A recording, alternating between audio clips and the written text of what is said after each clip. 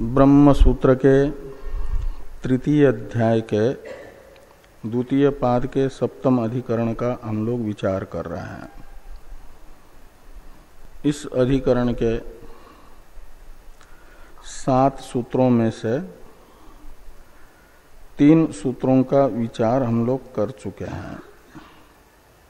इस अधिकरण के प्रथम सूत्र से इस अधिकरण के पूर्व पक्ष को बताया गया। पूर्व पक्ष है छठे अधिकरण के सिद्धांत पर आक्षेप करने वाला। द्वितीय वस्तु का, ब्रह्म से अतिरिक्त वस्तु का नेति नेति से निषेध करते हुए अद्वितीय ब्रह्म है, इस सिद्धांत को छठे अधिकरण में बताया गया। पूर्व पक्षी ससेतुर्विधृति तद एतद ब्रह्म चतुष्पाद अष्टाशपम षोडशकलम इत्यादि श्रुतियों को आपाततः अपने सिद्धांत का संपोषक के रूप में देख करके उपस्थित हुए और ये कहा कि ब्रह्म से अलग भी वस्तुअंतर है। शेतुत्वादि व्यपदेश से अवगत होता है। सामान्यतु इस द्वितीय सूत्र से भगवान वेद व्यास जी ने तू शब्द का प्रयोग करके पूर्व पक्ष के आक्षेप को गलत बताया। कहा कि ब्रह्म से अलग वस्तुअंतर नहीं हो सकता सत्य, यानी ब्रह्म सद्वय नहीं है, ये तू शब्द ने कहा। और सामान्यत इससे बताया गया कि ब्रह्म से ब्रह्म के अद्वैत्व को बताने वाली जो श्रुतियां हैं, ब्रह्म से अतिरिक्त जितनी वस्तुएं हैं उनको सादी मानोगे या अनादि मानोगे। तो सादी मानोगे तो सत्य होगा ब्रह्म से अतिरिक्त सादी पदार्थ, इसको बताने वाला कोई प्रमाण नहीं है। सारी श्रुतियां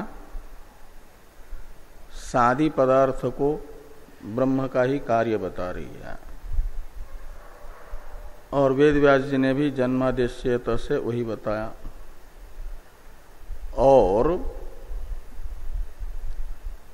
कार्य का कारण से अनन्यत्व भी बताया गया।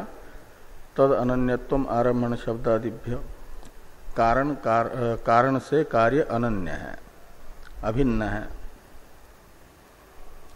इसलिए ब्रह्म रूपी कारण से अलग जगत हो नहीं सकता, स्वतंत्र अस्तित्व वाला सत्य। और अनादि मानेंगे तो सदैव स्वमेदमग्रासित एकमेवाद्वितीयम् इत्यादि श्रुतियां बता रही हैं कि उत्पत्ति से पहले अद्वय ब्रह्म ही है, उनका विरोध होगा।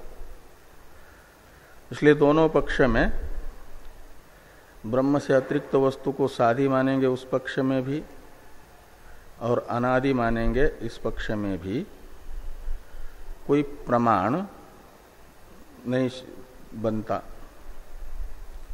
ये सामान्य अर्थ से बताया गया। और पूर्व पक्षी ने जो शेतु व्यपदेश से बताया था तो कहा किस आधार पर शेतु व्यपदेश में, क्या शेतु श्रुति के आधार पर, यानी शेतु श्रुति प्रमाण से ब्रह्म में सद्वैत्व बताना चाहते हो या श्रौत अर्थापत्ति से? तो शेतु श्रुति से ब्रह्म में सद्वैत्व का प्रतिपादन किया जा रहा है ऐसा यदि पूर्व पक्षी कहेंगे तो उसका तो निषेध कर दिया। ये कहा कि ब्रह्म में यदि सद्वयत्व जो लौकिक हेतुगत सामान्य है और उसको लेकर के हेतु शब्द का प्रयोग मानोगे, तब तो मुख्य हेतुगत जो मृत दारुमयतादि है वह भी मानना पड़ेगा ब्रह्म में। तो ब्रह्म सादी हो जाएगा। न जायते म्रियते वा इत्यादि ब्रह्म को अज बताने वाली, निर्विकार बताने वाली श्रुतियों का विरोध होगा। और इसलिए हेतु श्रुति से नहीं कहा जा सकता ब्रह्म में सद्वयत्व बताया जा रहा है करके। तो कहेंगे अर्थात, तो फिर कहते हैं ये अर्थात ब्रह्म में हेतुत्व की उपपत्ति के लिए जिस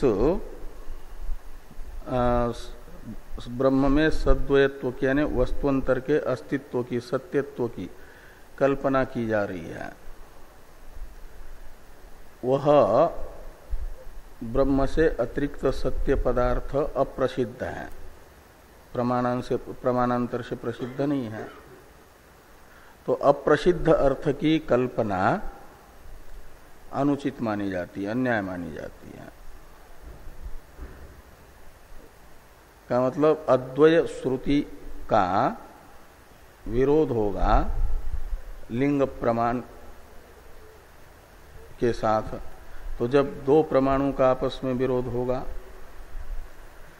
तो बलवान है श्रुति प्रमाण, उससे ये जो अर्थात सद्वय ब्रह्म को बताया जा रहा है वह लिंग प्रमाण है, दुर्बल, बाधित हो जाएगा। और कहा फिर आप बताइए हेतुत्व का प्रयोग कैसे उत्पन्न होगा। कहा लौकिक हेतु में जल विधारकत्व और जल को मर्यादित रखना ये एक गुण है। वही गुण कल्पित जो ब्रह्म में जगत है उसका विधारकत्व और स्थिति काल में मर्यादा में रखना रूप जो कार्य है वो उत्पन्न होता है। इसलिए ये कहना कि ब्रह्म सद्वय है, अनुपन्न है, विधारकत्व गुण कल्पित सद्वयत्व को लेकर के भी उत्पन्न होता है। ये बात द्वितीय सूत्र से हेतुत्व व्यपदेश को अन्यथा उत्पन्न बताया। और जो तृतीय सूत्र है बुद्ध्यर्थ पादवत, इससे उन्मान व्यपदेश भी ब्रह्म में अन्यथा उपपन्न है, सिद्ध है, ये कह रहे हैं। तो किस लिए है? ब्रह्म में सद्वयत्व को बताने के लिए उन्मान व्यपदेश नहीं है। तो सूत्र में भगवान वेदव्यास जी ने कहा बुद्ध्यर्थ है, का मतलब उपासना के लिए है। जैसे अध्यात्म में मन के वागादि पादों की उपासना के लिए श्रुति में कल्पना है, और अधिदैव में आकाश के अग्नि पादों की कल्पना है आकाश की उपासना के लिए। ऐसे ब्रह्म की उपासना के लिए चतुष्पात्वादि उन्मानों की कल्पना है। इसे बुद्ध्यर्थः पादवत इससे बताया गया है। तो कहा ठीक, मान लिया उपासना के लिए उन्मान व्यपदेश होने से वह भी अन्यथा सिद्ध है, हेतुत्व व्यपदेश के तरह। संबंध व्यपदेश और भेद व्यपदेश से ब्रह्म में सद्वयत्व सिद्ध होगा। ये पूर्व पक्षी ने कहा था। तो पूर्व पक्षी के संबंध व्यपदेश और भेद व्यपदेश रूप हेतुओं की भी अन्यथा सिद्धि बताने के लिए ये स्थान विशेषात इत्यादि सूत्र हैं। अधिकरण का चौथा सूत्र, पाद का 34वां सूत्र, इसका उच्चारण किया जाए।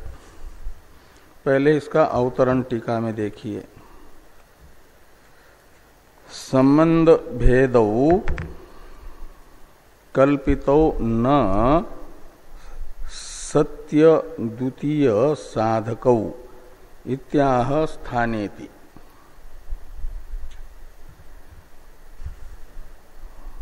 तो संबंध और भेद ये दोनों कल्पित हैं, इसलिए वास्तविक ब्रह्म से भिन्न दूसरी वस्तु के साधक नहीं होंगे। इसे कह रहे हैं कि संबंध भेदो कल्पितो न सत्य द्वितीय साधको। द्वितीय यानी ब्रह्म से अतिरिक्त वस्तु, तो सत्य अतिरिक्त वस्तु के साधक नहीं होंगे। इत्याह, इस अभिप्राय से कहते हैं स्थान विशेषात प्रकाशादिवत। तो सूत्र का उच्चारण कर लें। स्थान विशेषात प्रकाशादिवत, स्थान विशेषात प्रकाशादिवत, स्थान विशेषात प्रकाशादिवत। स्थान विशेषात पंचमी, प्रकाशादिवत अव्यय। स्थान विशेषात में स्थान शब्द का अर्थ है उपाधि, विशेष का अर्थ है उद्भव, उपाधि का उद्भव अभिभव रूप जो विशेष है। तो स्थान विशेष से यानी स्थान के उद्भव से और स्थान के अभिभव से, यानी उपाधि के उद्भव से और उपाधि के अभिभव से भेद व्यपदेश और संबंध व्यपदेश श्रुति में आए हुए हैं।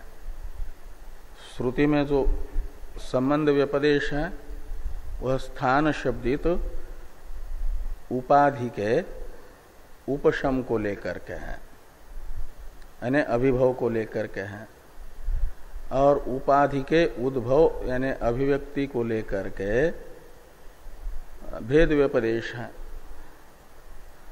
इसलिए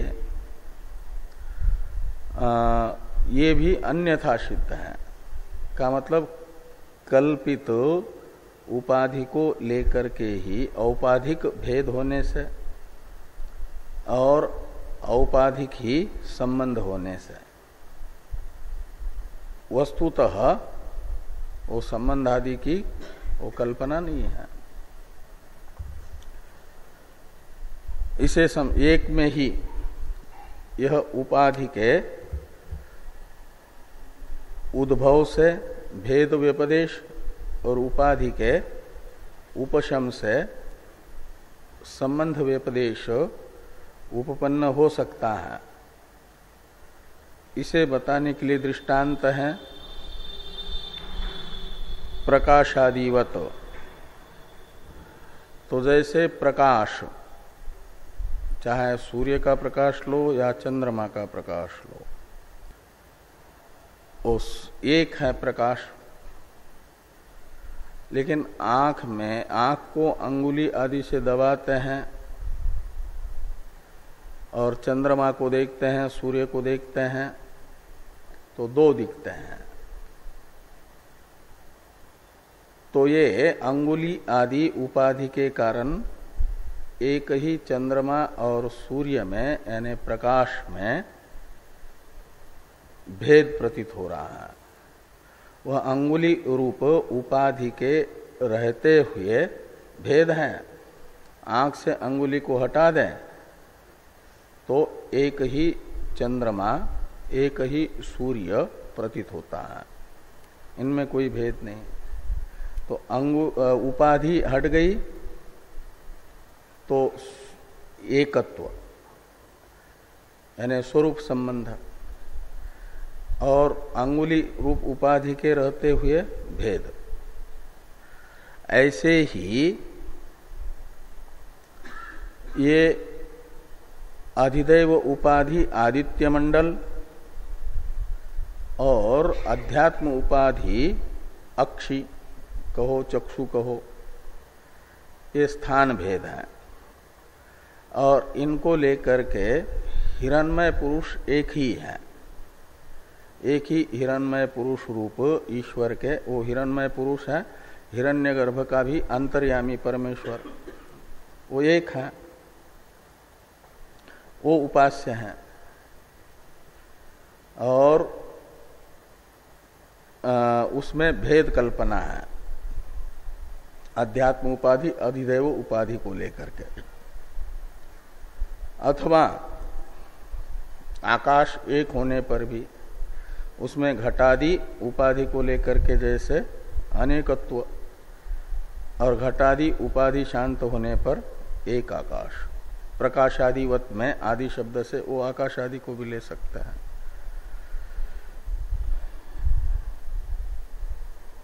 ऐसे ही दार्ष्टान्त में जब तक संबंध व्यपदेश के लिए उपाधि शांत होते ही स्वरूप संबंध स्वम अपितो भवति इत्यादि से बताया जाता है, ये सब कहा जाएगा। तो भाष्य को देखिए, इह सूत्रे द्वयोरपि संबंध भेद व्यपदेशयोः परिहारो विधीयते। संबंध व्यपदेश और भेद व्यपदेश, इन दोनों का परिहार अधिकरण के चौथे सूत्र के द्वारा किया जा रहा है। विधीयते का यानी क्रियते।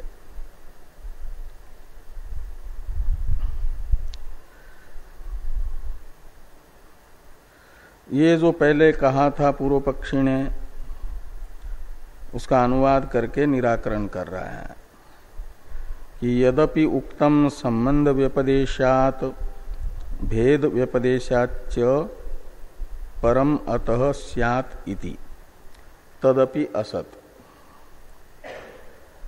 संबंध व्यपदेश और भेद व्यपदेश से जो ये कहा गया था कि अतः परम स्यात्, यानी ब्रह्म से अतिरिक्त वस्तु सत्य होगी, तदपि असत। संबंध व्यपदेश और भेद व्यपदेश को लेकर के ब्रह्म से अतिरिक्त वस्तु को सत्य समझना भी गलत है। आप ही शब्द बता रहा है जैसे शेतुत्व व्यपदेश और उन्मान व्यपदेश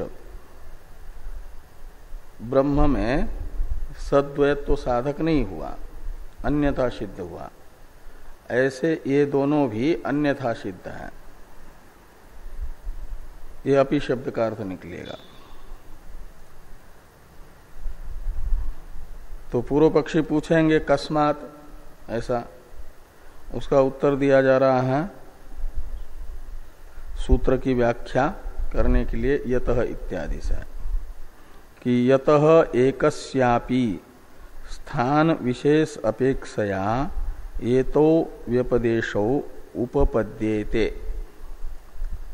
ते एक वस्तु में भी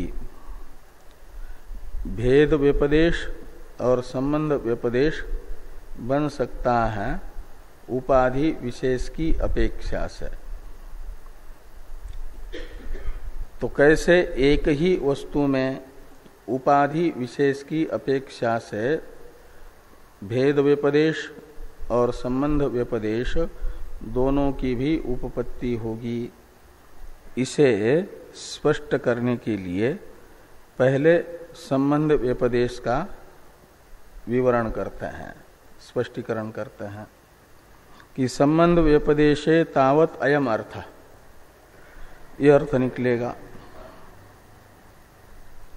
बुद्ध्यादि उपाधि स्थान विशेष योगात, तो बुद्ध्यादि उपाधि रूप जो स्थान विशेष और उसके संबंध से आत्मा को विशेष ज्ञान होता है जागृत और स्वप्न अवस्था में। विशेष ज्ञान का अर्थ है भेद ज्ञान, द्वैत प्रतीति।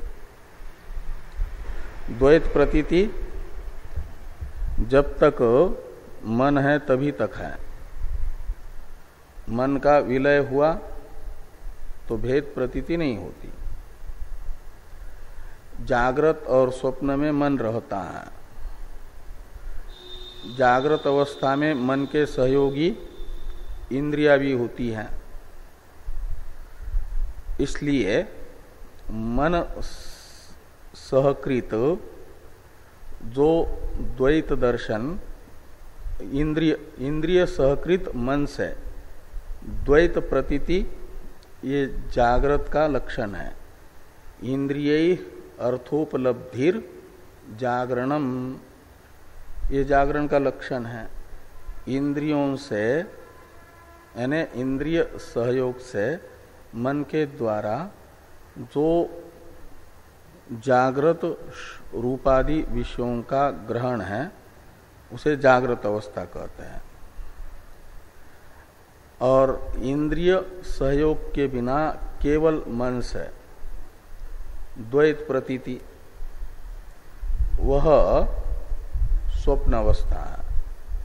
स्वप्न में वासनामय ही जगत है और अकेला मन ही उनका ग्रहण करता है स्वप्न विषयों का, लेकिन है दोनों द्वैत प्रतीति, इसलिए उन्हें विशेष ज्ञान कहा जाता है। तो बुद्ध्यादि उपाधि रूप स्थान विशेष के योग से, यानी आत्मा के साथ इनका आविद्यक संबंध होने से, या आत्मा का इनके साथ अविद्यक संबंध मान लो, या इनका आत्मा के साथ स्वरूप और संबंध दोनों भी कल्पित मान लो, तो विशेष ज्ञान होता है, द्वैत प्रतीति होती है। और वह जो विशेष ज्ञान है, वह विशेष ज्ञान का निमित्त भूत बुद्ध्यादि उपाधि उपशांत हो जाए।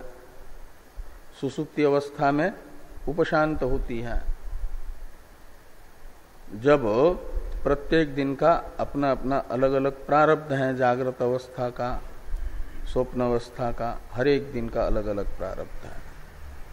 तो उस दिन के प्रारब्ध का भोग करके जैसे ही क्षय हो जाता है, दूसरा प्रारब्ध अभी भोगोन्मुख नहीं है, फलोन्मुख नहीं है, तो बीच वाली जो संधि है उसमें नींद होती है। उतना ही सो सकता है व्यक्ति। इस दिन का ये रोज चाहेगा कि 6 घंटे ही सोएं, तो चाहने से 6 घंटे बराबर नींद नहीं आएगी। एक आध दिन का लंबा प्रारब्ध रहा तो सारे काम निपटा करके सो भी ले, तब भी बिस्तर पर लेटे रहेंगे, गहरी नींद में नहीं पहुंच सकता। वो प्रारब्ध तो कुछ न कुछ विचार बुद्धि में लाएगा। वो भी, उनको भी नींद नहीं आती, उनको भी नींद नहीं आती, तब भी वो कामा में जैसे जाते हैं ऐसा हो जाता है। गोली खा करके सोने वालों को पूछो तो कहते हैं वो नींद नहीं होती उनको, वो तो बेहोशी जैसे होती है, मूर्छा जैसी। सो करके जगते तो थके हुए से होता है, और स्वाभाविक निद्रा से जगता है तो ताजा तरोना होकर के आता है, उसको शक्ति मिलती है। और तभी तक सो सकते हैं जब तक दूसरे दिन का प्रारब्ध फलोन्मुख नहीं होता है। और जैसे ही फलोन्मुख होता है उसे जगा देता है। कौन जगाता है अंदर से? सोया हुआ सोता ही रहे। सोया हुआ व्यक्ति जगना न चाहे तब भी जग जाता है, उसे कौन जगाता है? वही प्रारब्ध। जैसे फलोन्मुख हो जाता है तो उसे सोने नहीं देता, फिर जग जाता है। तो ये जो बीच वाली अवस्था है वो गहरी निद्रा अवस्था, वो नींद है, उसमें कोई द्वैत प्रतीति नहीं है। उस समय मन शांत है, मन रूपी उपाधि का विलय हो गया विषय, इसलिए उपाधि निमित्तक द्वैत प्रतीति भी नहीं है। तो माना जाता है कि स्वम अपितो भवति। उस समय वह स्वरूप में स्थित हो जाता है। सता सौम्य तदा संपन्नो भवति, वो स्वरूप संबंध होता है, उसका स्वरूपतः संबंध है, वो कभी अलग नहीं होता। लेकिन आविद्यक उपाधि के साथ संसर्ग के कारण अलग सा जागृत और स्वप्न में प्रतीत होता है। वो उसे अलग सा स्वरूप से दिखाने वाला जो विशेष ज्ञान है, भेद प्रतीति है, वो जैसे ही मिट जाती है उपाधि के शांत होने पर, तो फिर वो स्वरूप में ही स्थित होता है। तो ये स्वरूप औपचारिक संबंध है, गौण प्रयोग है संबंध का। उपाधि के शांत होने पर अलग सा दिखाने वाली भेद प्रतीति रूप जो उपाधि है वो शांत हो गई, तो औपचारिक संबंध दिखाया गया कि सदा सौम्य तदा संपन्नो भवति। ये यहां पर कह रहे हैं कि संबंध व्यपदेशे तावद अयम अर्थ बुद्ध्यादि उपाधि स्थान विशेष योगात उद्भूतस्य विशेष विज्ञानस्य उपाधि उपशमे यह उपशमः। तो विशेष विज्ञान यानी भेद प्रतीति जो बुद्ध्यादि के संबंध से प्रकट हुई थी, विशेष विज्ञान प्रकट हुआ था, वह उपाधि के शांत होने पर शांत हो जाता। यह उपशम स परमात्मना संबंध, वह परमात्मा के साथ संबंध है।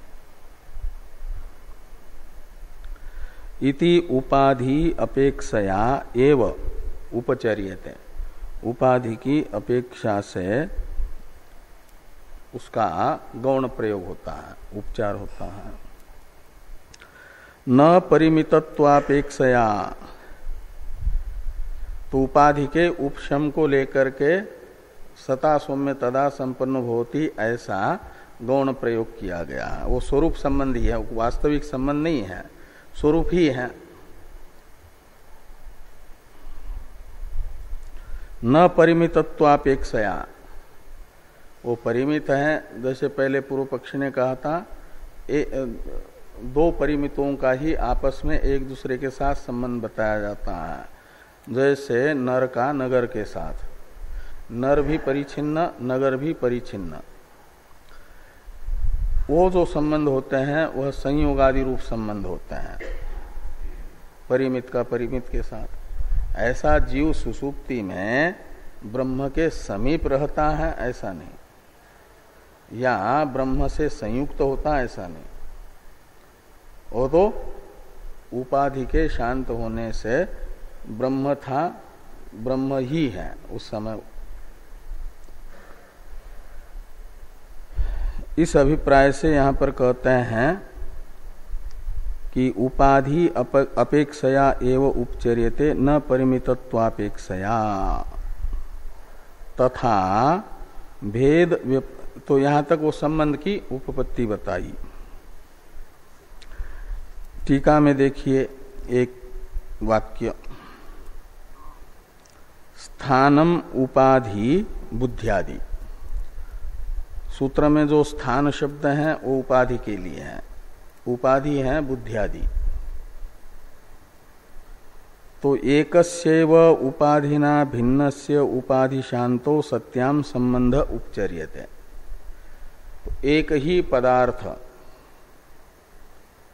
उपाधि के कारण जो अलग सा प्रतीत हो रहा था, उपाधि के शांत होने पर उसमें संबंध का उपचार किया जाता।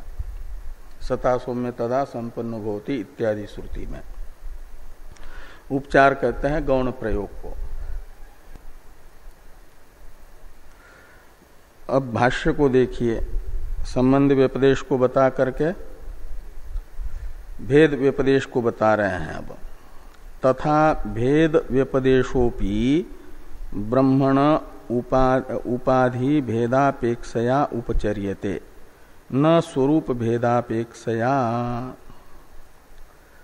तो भेद व्यपदेशोपि,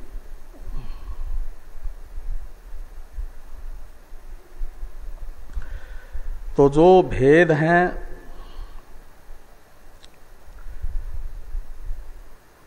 वो हिरण्मय पुरुष में बताया गया, वह भेद भी स्थान रूप उपाधि को लेकर के हैं। वही श्रुतियां बताई थी न पूर्व पक्षी ने। हाँ, हिरण्मय पुरुषो दृश्यते। हाँ, तो वो भेद व्यपदेश जो है वो भी उपाधि के भेद को लेकर के। हिरण्मय पुरुष तो एक ही है, लेकिन अधिदैव उपाधि आदित्य और अध्यात्म उपाधि चक्षु, इनका भेद है। ये स्थान शब्द का अर्थ है उपाधि आदित्य और चक्षु रूप, और इनमें भेद होने से इनके भेद का औपचारिक प्रयोग जो एक पुरुष है हिरण्मय, उसमें हो रहा है।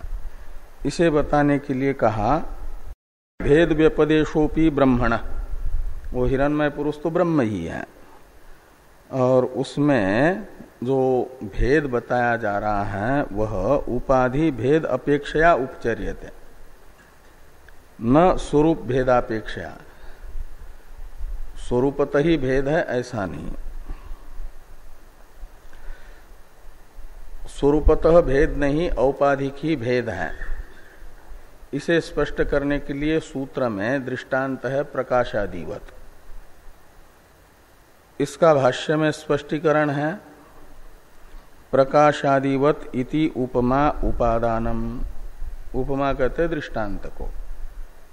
तो एक वस्तु में ही भेद उपाधि के भेद से औपचारिक होता है, इसके लिए ये दृष्टांत है, दृष्टांत ग्रहण है। जैसे कहते हैं यथा एकस्य प्रकाशस्य सौर्यस्य चांद्रमसस्य वा उपाधि योगात उपजात विशेषस्य उपाधि उपशमात संबंध व्यपदेशो भवति उपाधि भेदाच्च भेद व्यपदेश। तो एक ही प्रकाश है, चाहे वो सूर्य प्रकाश लो, सौर्यस्य यानी सूर्य प्रकाशस्य, चांद्रमसस्य प्रकाशस्य का अर्थ है चंद्रमा का प्रकाश लो। उपाधि योगात उपजात विशेषस्य, विशेष का अर्थ है भेद। तो उपाधि है अंगुल्यादि, तो अंगुल्यादि उपाधि के संबंध से सौर प्रकाश या चांद्रमस प्रकाश में भेद अभिव्यक्त होता है, भेद प्रतीत होता है, इसलिए उसे कहा जाता है उपजात विशेष। वो प्रकाश का ही विशेषण है, यानी जिसमें भेद दिख रहा है। वो भेद दिखाने वाली जो उपाधि है अंगुल्यादि, वो उपाधि उपशमात, उन अंगुल्यादि रूप उपाधि को हटा देंगे तो संबंध व्यपदेशो भवति, का मतलब एक है ऐसा, जो भिन्न दो सूर्य थे वो एक हो गए, ऐसा व्यपदेश होता है।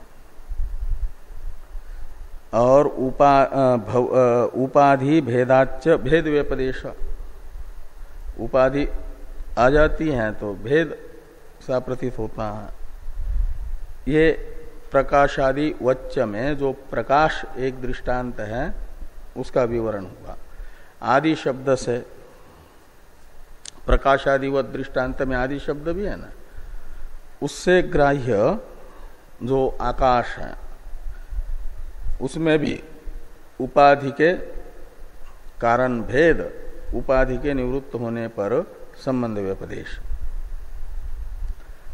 ये यहां पर कहा जा रहा है। आदि शब्द से ग्राह्य उदाहरण को स्पष्ट कर रहे हैं। यथा वा सूची पाशाकाशादिषु उपाधि अपेक्षया एव एतौ संबंध भेद व्यपदेशो भवत तद्वत्। तो सूची आकाश, पाशाकाश आदि में, आदि शब्द से घटाकाश मठाकाश आदि को लीजिए, ये उपाधि की अपेक्षा से, पाश कहते हैं बंधन को, तो बंधन कहते हैं जैसे पशु का बंधन है, शेर आदि को पाश में, इसमें पिंजड़े में रखते हैं ना, वो बंधन हुआ, पाश हुआ उसके लिए। हा?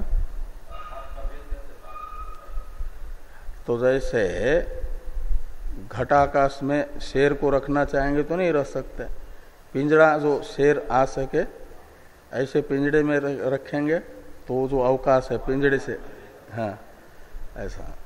तो पाश आकाश का अर्थ है पिंजड़े से घिरा हुआ आकाश, अवकाश। चूहा आदि को पकड़ने के लिए भी वो पिंजड़ा आदि जो होता है वो पाश आकाश कहलाता है। पाश कहते हैं बंधन को, और उन चूहे को, शेर आदि को रखने के लिए जो बनता है पिंजड़ा, वो पिंजड़ा पाश शब्द का अर्थ निकलेगा, और पाश आकाश का अर्थ निकलेगा वो पिंजड़े से घिरा हुआ आकाश।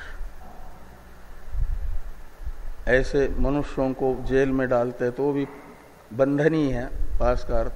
वो जो पाश आकाश, उसमें रहते अपराधी। तो सूची आकाश, पाशाकाश, मठाकाश, घटाकाश आदि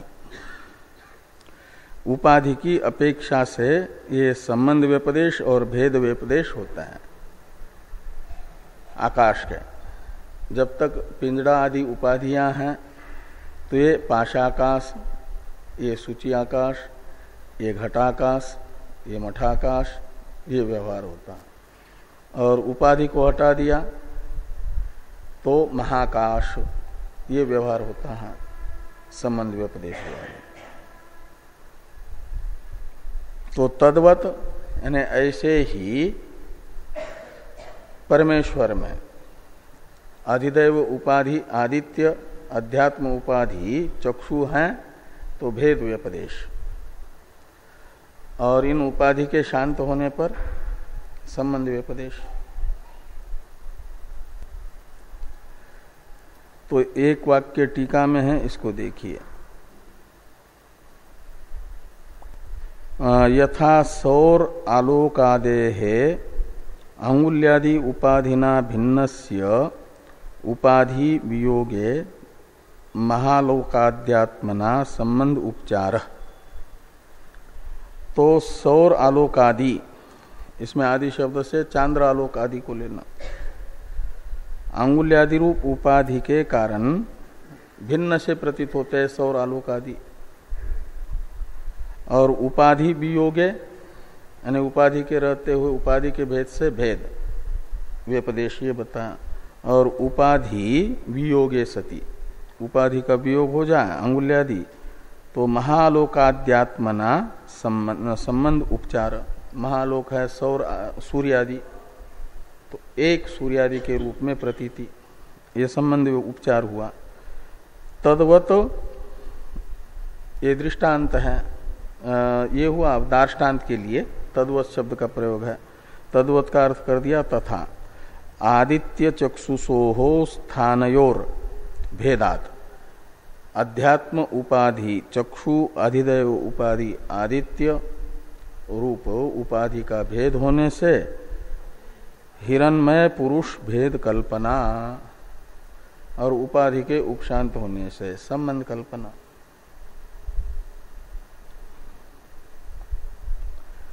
तो इस प्रकार ये जो चौथा सूत्र है इस अधिकरण का, इसका विचार संपन्न होता है। अब पांचवा सूत्र है, इसकी अवतरण टीका को देखिए। मुख्या वेव संबंध भेदो किन्न शाताम इत्यत्र सूत्रम उपपत्तेश्च इति।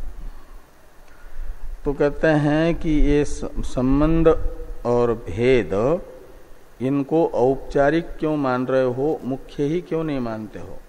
मुख्य संबंध मानने का अर्थ है संयोग आदि रूप संबंध मानना। जैसे नगर के साथ पुरुष का संबंध होता है संयोग संबंध, ऐसे ही जीव का ब्रह्म का संयोग संबंध मान लो, संयोग आदि रूप मुख्य संबंध मान लो, संयोग समूह आदि, न कि स्वरूप संबंध। ऐसे मुख्य भेद मानने का अर्थ है वास्तविक भेद। किन्न शाताम, ये प्रश्न हुआ। इस प्रश्न का उत्तर देने के लिए ये पांचवा सूत्र है। इत्यत्र यानी इति आशंकायाम सत्याम, सूत्रम, इस आशंका की निवृत्ति के लिए यह सूत्र है।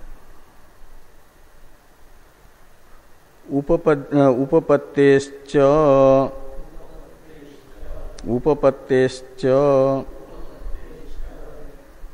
उपपत्ते है च, ऐसे दो पद हैं इसमें।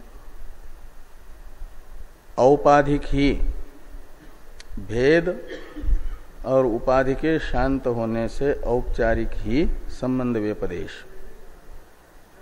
ऐसा ही युक्ति से भी सिद्ध होता है। उपपद्यते यानी ऐसा ही प्रमाण से सिद्ध होता है। इससे विपरीत सत्य संबंध और सत्य भेद ब्रह्म का सिद्ध नहीं होता।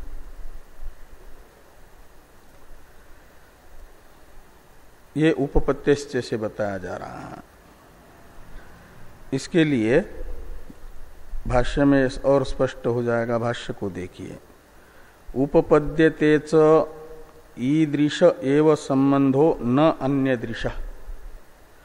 ईदृश एव का अर्थ है वही औपचारिक ही संबंध।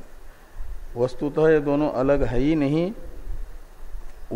जिस उपाधि के कारण अलग से प्रतीत हो रहे थे, उस उपाधि के शांत होने से संबंध का औपचारिक प्रयोग, इसे ईदृश संबंध कहा जाता है। औपचारिक संबंध ही सिद्ध होता है। उपपद्यते का अर्थ है न अन्यादृश का मतलब जैसा पुरुष का नगर के साथ संबंध होता है संयोगादि रूप वास्तविक संबंध, उस प्रकार का दो वस्तु में होने वाला जो संबंध है वैसा संबंध ब्रह्म का नहीं बन सकता। ये कह रहे हैं कि स्वम अपितो भवति इति ही स्वरूप संबंधम एनम आमनन्ति स्वरूपस्य च अनपायित्वात्। तो स्वम अपितो भवति इति ही स्वरूप संबंधम एनम आमनन्ति। एनम यानी इमम स्वरूप संबंधम। तो स्वम अपितो भवति यह श्रुति जीव का सुसुप्ति अवस्था में ब्रह्म के साथ स्वरूप संबंध बता रही है।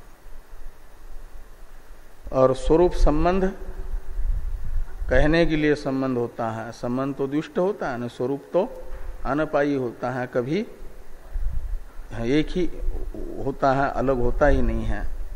तो कहते हैं स्वरूपस्य च अनपायित्वात्। और स्वरूप अलुप्त होता है। अपायी कहते हैं लुप्त होने वाला, अनपायी कहते हैं हमेशा रहने वाला। इसलिए स्वरूप तो हमेशा रहने वाला होता है, नष्ट होने वाला नहीं होता।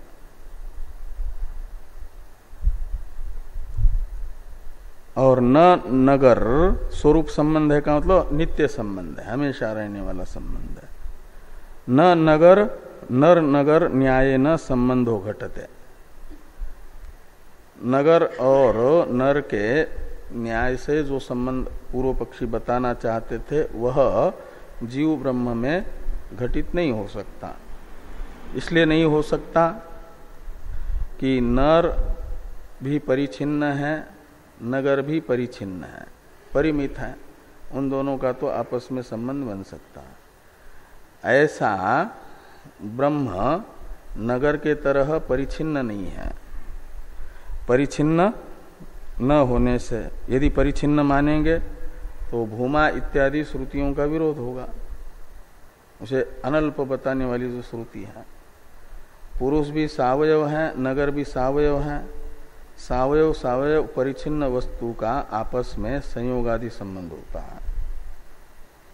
वैसा ब्रह्म और जीव स्वतः सावयव और परिच्छिन्न नहीं है, परिमित नहीं है। इसलिए नर नगर न्याय से ब्रह्म के साथ जीव का संयोग संबंध नहीं बनेगा, स्वरूप संबंध से अतिरिक्त दूसरा संबंध नहीं बनेगा।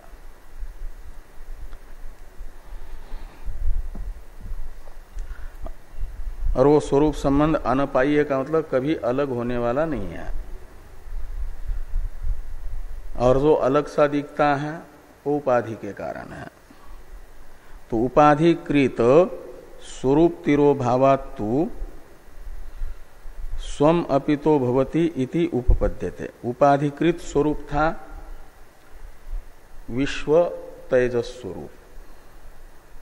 जागृत अभिमानी को कहा जाता है विश्व, स्वप्नाभिमानी को कहा जाता है तेजस, जीव को। तो जागृत अवस्था में उपाधि होती है ये व्यावहारिक कार्यक्रम संगात, और स्वप्न में उपाधि होती है मन। और इन उपाधियों के कारण भिन्न सा प्रतीत हो रहा था ब्रह्म से। वस्तुतः भिन्न तो नहीं था, इसलिए जो परिच्छिन्न उपाधि परिच्छिन्न है तो परिच्छिन्न सा प्रतीत हो रहा था जीव। और वो जो परिच्छिन्न रूप है उपाधिकृत, वह उपाधि के उपशांत होने पर परिच्छिन्न स्वरूप छूट गया। तो स्वतः सिद्ध जो उसका अपरिच्छिन्न स्वरूप है वह अभिव्यक्त हुआ। औपाधिक रूप चला गया तो चंदन में आगंतुक जो दुर्गंधि थी, बहुत दिनों तक कीचड़ में पड़ा हुआ होने के कारण वह घर्षण से निकल गई, तो स्वाभाविक उसकी सुगंधी जैसे अभिव्यक्त होती है। ऐसे परिच्छिन्न जो जागृत और स्वप्नकालीन उपाधि है, एक कीचड़ के तरह है, दुर्गंधी कीचड़ के तरह है, और चंदन के तरह है यह चैतन्य। वो जब तक इस कीचड़ के साथ रहता है, जागृत उपाधि और स्वप्न उपाधि के साथ, तब तक तो उसमें दुर्गंधी यानी परिच्छिन्नतादि प्रतीत होते हैं। और उपाधि चली गई तो स्वाभाविक जो अपरिच्छिन्नता है सुगंधी स्थानीय, वह अभिव्यक्त होती है। और उसको लेकर के स्वरूप क्या नाम संबंध औपचारिक है, ये बताया गया कि न नगर न्याय नर नगर न्याय न संबंधो घटति उपाधिकृत स्वरूप तिरोभावात्तु स्वम अपितो भवति इति उपपद्यते। तो इस प्रकार ये संबंध इसी प्रकार का हो सकता है, उपाधि के उपशांत होने से स्वरूप संबंध। ऐसे भेद व्यपदेश के विषय में भी कहते हैं कि तथा भेदोपि नान्यादृशः संभवति। औपाधिक भेद को छोड़ करके हिरण्मय पुरुष का वास्तविक भेद संभव नहीं हो सकता, स्वरूप भेद। अन्यादृश भेद का अर्थ है स्वरूप भेद, ये नहीं हो सकता।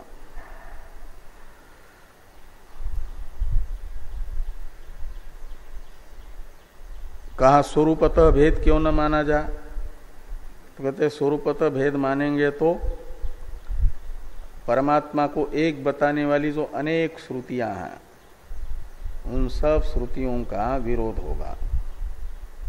तो बहुतर श्रुति प्रसिद्ध एक ईश्वरत्व विरोधात एको देव सर्वभूतेषु गूढ़ इत्यादि इंद्रो माया भी पुरूपमीयते। ये श्रुति इंद्र शब्द से परमात्मा को इंद्र में एक वचन करके ये एक वचन प्रयोग से बता रही है कि इंद्र शब्दित परमात्मा एक है और उसमें पुरूपता यानी अनेक रूपता मायिक है, माया भी। ऐसे यहां पर कहते हैं कि बहुतर श्रुति प्रसिद्ध एक ईश्वरत्व विरोधात तथा च श्रुति एकस्यापि आकाशस्य स्थानकृतं भेद व्यपदेशम उपपादयति। तो कहते एक में भी उपाधिकृत भेद हो सकता है, उपाधि के भेद से भेद व्यवहार एक में भी हो सकता है। इसके लिए दृष्टांत है स्रोत दृष्टांत ही।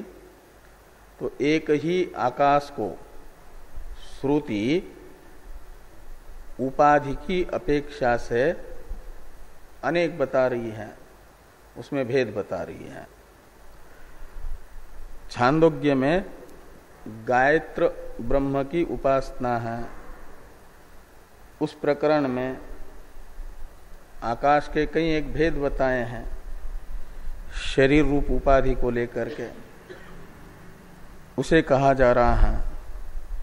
वही उदाहरण बताते हैं कि तथा च श्रुति एकस्यापि आकाशस्य स्थानकृतं भेद व्यपदेशम उपपादयति योयम बहिर्धा पुरुषात् आकाश योयम अंतः पुरुष आकाश योयम अंतर्हृदय आकाश इति।